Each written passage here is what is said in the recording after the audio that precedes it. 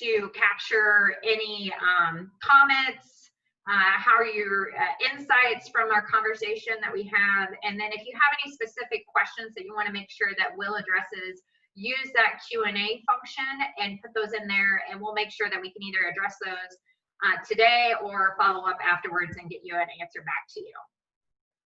So with that, we'll dive into our topic with topic in 10. So welcome again, Will. Thanks for joining us today. I'd like to start it off with how do you like to introduce yourself? Well, thanks for having me, Jennifer. I like what you're doing. You know, I like the abundant spirit of it and the way that you're simplifying topics and getting great content out to people, whether they're in leadership, whether they're in recruiting, whether they're advisors. And I think what you're putting together is going to be helpful for everybody. You know, as far as what we're doing, I think the big thing is that when we're approaching people, we know they already have other advisors. So it's more of there's some strategies that our team focuses on that helps our clients by enhancing what they've already got or helping them make progress, assuming they've already got things in place, as opposed to thinking that the people we're calling on haven't done anything with anybody. And, you know, we have probably the secret investment business. And what I mean is, it's not that there's a secret to it, it's that no one knows it exists because they hear me talk about, you know, life insurance, cash value and all that. And there's good reason for it.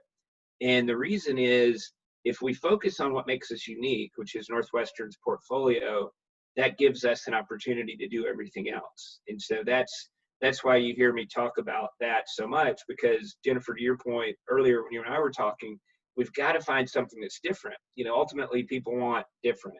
And, you know, when I'm talking to somebody in California, high income, I already know that they're frustrated with the taxes they're paying, right? That's a given. And that the strategies that we offer, the brainstorming, it's something they haven't seen before. So I often have fun with it and say, you know, Jennifer, most of the people we talk to already have advisors. They have someone they bought insurance from.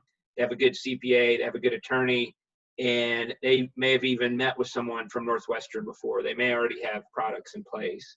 And yet there's some strategies that we help them uncover that they weren't aware of. And we do that in a way that's efficient over a few brief interactions to get a sense of whether it makes sense to do anything from there.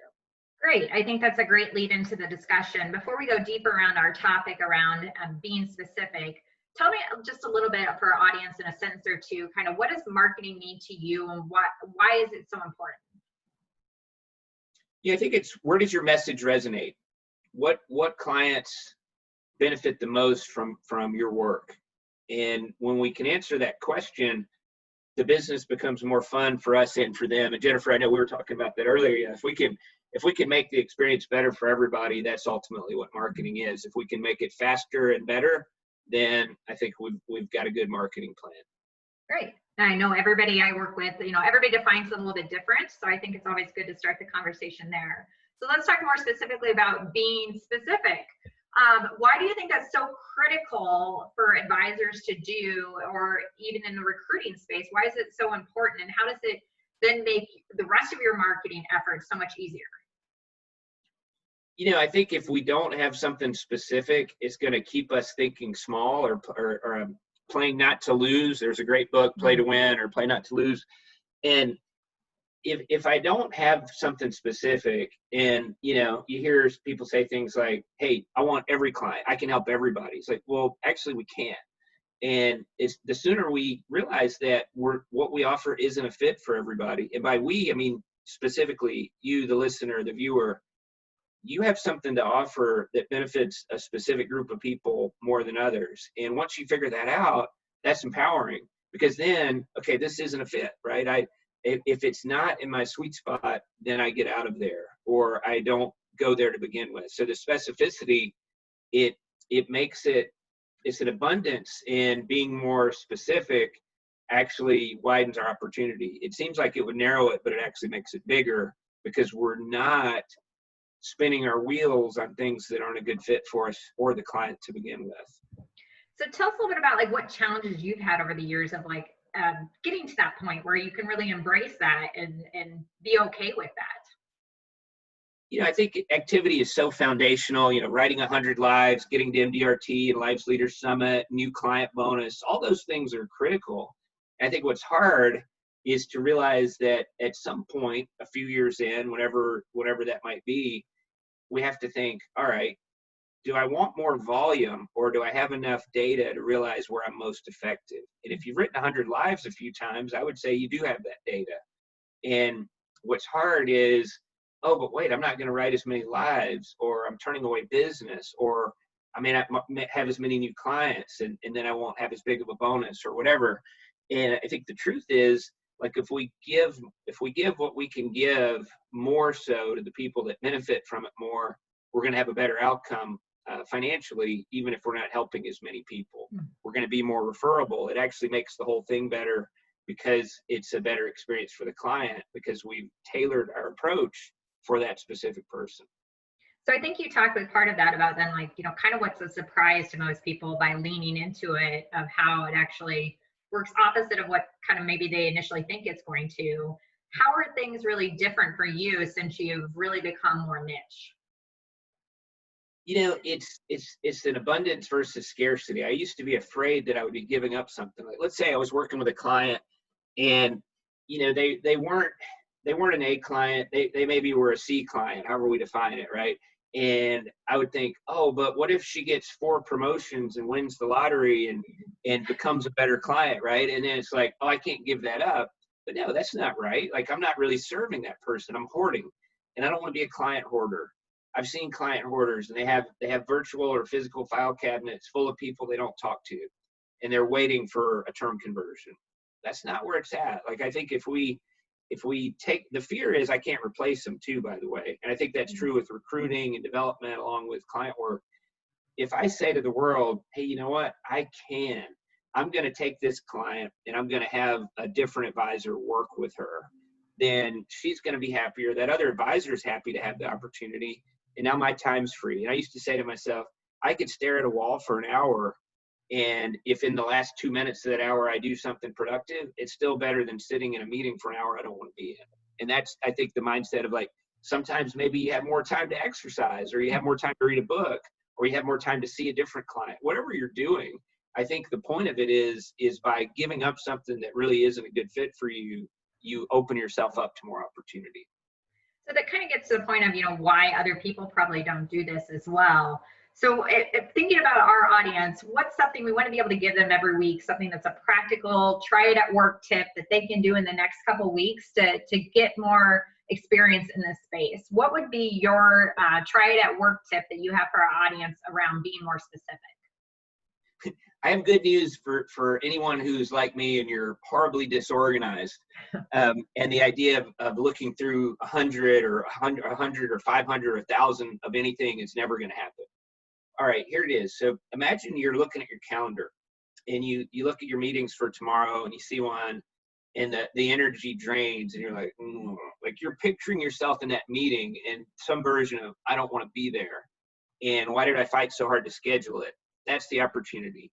That's the meeting that you can have another person handle. So it's not, I see reps get stuck, Jennifer, where they say, I owe it to this person to be their advisor until one of us dies or something ridiculous. Like, that's not how life works. So let's empower ourselves and say, if you have that feeling, chances are the client might have it too. So here I am in a meeting neither of us wants to be in, trying to twist myself out of shape so they might buy something, as opposed to saying, hey, you know what? I think my team can serve you better. Or this new rep who's both hungry and capable. I want them hungry because otherwise they're not going to do anything. And I want them capable because otherwise they're going to bring me back in when that first question comes up. So I think that's the test if you're an advisor. And if you're in recruiting, maybe it's an interview that pops up and you just don't think it's a good fit. You don't like the person. Maybe call them and say, hey, you're probably not a good fit for our culture, but it was nice spending time with you. Move on. You're doing everybody a favor. So look at that calendar and really be more selective. If you don't have the energy there, most likely they probably don't either. And find 1 or 2 people that you can partner with, a rep or somebody else on your team that you can offload that relationship in a way that works for everybody. It sounds like is what you're suggesting. Yeah, and in your brain, what you're going to bump up against is, oh, you don't understand. I've already invested time here. I can't waste the other 4 hours I put into these meetings that were painful for all of us. So yes, you can, right? Especially with COVID, I'm sure they're like, you know, I need every business opportunity I can get. Exactly. And that message is not, can I give you a quick example? Sure. Okay, so this is about what message we're sending. So a few months ago, this idea of getting a PPP loan, paycheck protection, I immediately was like, oh, free money from the government. Sounds good. So I got it. The money gets deposited in my account. But the more I thought about it, I was like, I don't want it. I don't want it because the message I'm sending is I need this money to survive. And I started thinking about other businesses that would need it way more than me. And then I started thinking about the press that could come out about, me having a nice lifestyle, getting this money that was meant for others, right? So I sent it back. And I was thinking like, that was crazy, maybe I do need that money. But the message I was saying is, hey, you know what? Business is going to be fine.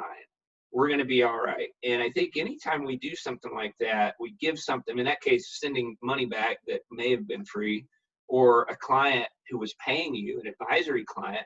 If you do that, I transferred an advisory client to another rep a few weeks ago. It just wasn't a good fit. It wasn't happening. And I was honest with him about what the issues were. And he says, hey, I'll give it a try. And now they're both happy because their personalities work better together. And it was an $800,000 account. Part of me would have loved to keep that revenue coming, but it wasn't right. It just didn't feel good. So I think that's it. If I ever feel like I'm being paid for something where I haven't delivered value, then I've got to get out of that situation. Yeah. So to wrap up our conversation around being specific and everything, and as we kind of close out our discussion today, what are your suggestions on, one or two other people that you think that our audience should be hearing about in the marketing space, hearing from? People that have done some pretty creative things. Yeah. Who's out there doing a great job that you think they should hear from? I think that's a good question. I think there's a lot of people that are being creative. I see Ashley Horn has a lot of things on social media. She's seems to be embracing that, and I think she's just out there showing people who she is and knowing that that's going to resonate with the audience that she wants to attract. So that's an example. Chantel Bonneau is another. Chantel Bonneau Stewart. Mm-hmm. I think of her, and I think she's written a book. I mean, I just look like who's doing something different, right? And I notice those things, and it stands out. So those are a couple that come to mind. And we're actually, you kind of teed it up perfectly. Chantel has agreed to join us on this webinar. So she's going to be on here in October, a little bit further out. So the official announcement will be coming out soon, but terrific. And we'll have to connect with Ashley as well. So thank you again, Will, for joining us today. As a thank you from Playmaker Coaching and Consulting, we'd like to be able to make a charitable contribution to an organization that's near and dear to you. So I'd love to hear briefly on an organization that you would like us to contribute to, what that organization does. Oh, first of all, thank you. Your timing couldn't be better. Our office here is raising money for the San Francisco Food Bank, and we still have an active fundraiser going. I'll be happy to share the link with you. In San Francisco right now, the air quality's been terrible. People haven't gone back to school alive for the most part, and there's a lot of people that aren't working, and there's kids that aren't able to eat. They're free lunch. They don't get anymore because they're not going to school every day or at all. And the food bank does good work. So every dollar that you donate buys 2 meals. And it also, Northwestern Mutual people, your match, every rep has a $3,000 match that almost no one knows they have. It's not just at Forum you get 10,000, it's everybody gets $3,000. And this year, for the first time ever, food banks qualify. So that's the other reason that we've been particularly motivated about the need that's greater now, and there's matching money from NN. That's awesome. Well, I'm glad that we can help support that. That's a terrific cause for certain. So we have a few minutes. We're going to open up to questions, and then we'll kind of come back and close things out from today. So if you have any questions, you can go to the Q&A button at the bottom of your screen and type that in. And like I said, we'll try to answer as many as we can. If we don't get to all of them today, we'll make sure that we follow up afterwards with that. And we'll be sending out the recording from today's session to everybody that registered as well. So as questions are coming in, I have an additional question for you that I'll just get us started with. So I'm interested in your thoughts, Will, on, one of the things I hear from people is, maybe they do have an idea where they're like, I think, this is what makes me different. But then how do they really know if what they think what makes them different is really what their clients really value and what they see as special and unique to them? What's your thoughts around that? Yeah, great question. So, we tend to rely on the strength of Northwestern as a differentiator. And I even alluded to it earlier, but the challenge is it has to be done in a way that engages the client, right? Like if I say, hey, Northwestern's great and other people don't have access to these products, that's not the hook. The hook is people aren't aware of the inefficiency of how little interest they're earning on safe money, the high tax rate they're paying, and they simply aren't aware that there's alternative strategies. And that's where the tools that Northwestern create in this context, efficiently designed, overfunded life insurance products, that to me is the differentiator. Because once they understand that, the Tom Lipscomb language about safe money, and once they see that they'll say, huh, that's different. I didn't know life insurance worked that way. So it's almost like we have to get them to care about Northwestern's strength by identifying a problem they don't know they have. Great. Yeah, I mean, I think I talk a lot of times too about people like, ask your clients sometimes too. Don't be afraid to have those conversations with them of what value, do you feel like I brought to you? And you opening those conversations, you can learn so much. We do have a question coming in. It says, how do you think through who you want to work with when you're half and half in the business? Let me see if there's a little bit more to this. You're a year and a half in the business. So how do you think about being more selective and figuring out your market when you're only a year and a half in the business? Yeah, it's like, at that point, it's still survival mode where, you're hesitant to turn away business and you've got some data, but not 5 years of data. I think with that, I would pay attention to, I would look back at that 18 months. I would look at every case, every single person that bought something, using the paid for production report as an example. And then I would start to think about themes. And when you do that, by the way, I would look at your average. This is a concept I learned from Weldon Baird. So let's suppose in a year and a half, somebody did 150,000 premium total, just to pick a number, and there were let's say there were 50 clients in there and however many lives. So what I'd be looking at is, what's the average? If it was, let's say it was 100 lives and 150 premium, that'd be $1,500 a life. That would be the average. So I would look at, what you're going to find is people well above that average, and you're going to find a good bit of the premium is above that line. There's probably a bunch of cases below it, but I'd look at the ones above it. If the average is 1,500, how many are 2,000, 3,000, 4 or 5, 10,000? I'd pay attention to that, and I'd figure out, how did you get in front of those people? Who are those people? Yeah, keep doing the basic blocking and tackling. Go do a $250,000 term 80 death benefit. And while you're doing it, think about, how do you replicate your best opportunities that you've had so far? You might find occupational themes. I figured out that it was Big Four accounting partners a few years ago that were some of our biggest cases. And so I thought, wow, they're big buyers of permanent insurance, and investment wise, they have complexity. We can help them there. We're able to do that. So that was really a cool exercise for me. So I think that's a good first step that anybody could take, even a year and a half in. Yeah, great advice. And I'd say if you're interested in going deeper on that, that's some of what I'll be talking about tomorrow on Empire Growth Partners webinar for leaders, about looking at your marketing plan and taking that look back of where have you had success, not just sometimes who we think maybe we've had success with, actually looking at those numbers and diving into that. A couple other resources I want to just follow up on from today's conversation, everything. If you haven't joined us on Facebook, we have our private Facebook community at NM Marketing Playmakers. So be sure to join in there and register for the webinar series so you can join us. Our next one will be Tuesday, September 29th, where we'll be talking about consideration and how to use your online presence to drive more and better leads. So I'm sure that's something everybody's always interested in. So we hope to see you there. Next week, we will be having an idea slam.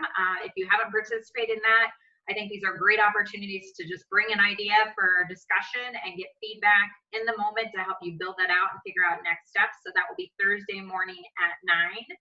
And again, thank you, Will, for joining us today. Thank you for everybody that's participating. Feel free to reach out to me at jennifer@playmakercoach.com or online at Be the Playmaker. And let us know any questions, thoughts, what else you'd like to hear, who you'd like to hear from, and we'll have some announcements of the next speakers coming out soon. Again, remember, Will's try it at work resource, or at home. Work and home is all the same now, right? Try it at work resources. Look at your calendar and figure out who do you not have the energy to meet with that would be better served by utilizing somebody on your team or another advisor in the office to start to transition that relationship.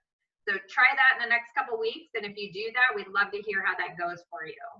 Thank you again so much, and we'll be back on September 29th with our next episode. Have a great day. Thank you, Jennifer. Thank you.